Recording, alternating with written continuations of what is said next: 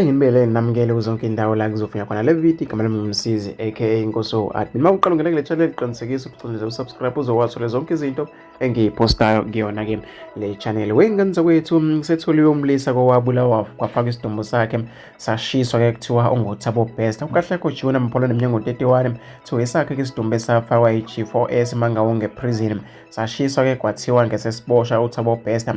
Abomndeni bakhe bathi kumlisa kudala ke babemcinga walahleka ke ngonyaka odlule. Yiso ke lesidumbu Dr. uNandipha ayefuna ukusingcwaba sishise masinyane ethi ke ngesomyeni wakhe uThabo Bester nguye kushonile emlilweni eqambela ke amaphoyisa. Manga amaphoyisa athi ke lesidumbu sathola ke sinenqaba lokushaya ekhanda ngento ecijile sangeniswa ke sesikade sishonile asishonanga ke ngomlilo. Akwazile umthola unina bamtshela ke lezi indaba ezibuhlungu ngomfana wakhe.